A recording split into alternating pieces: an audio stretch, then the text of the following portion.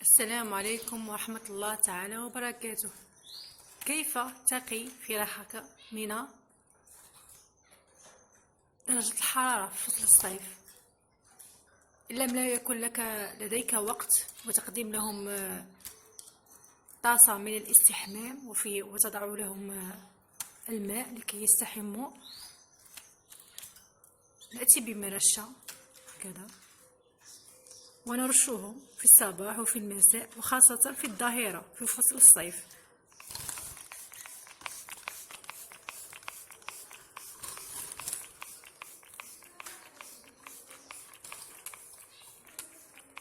هي تحب الاستحمام.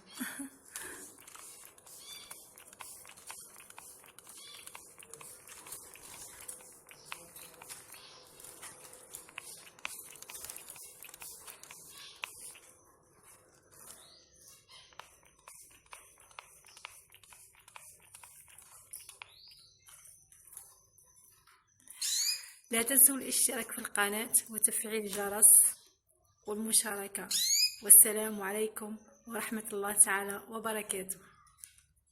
هي لما تسمع صوتي بتهز رأسها، هذه الأنثى سبحان الله.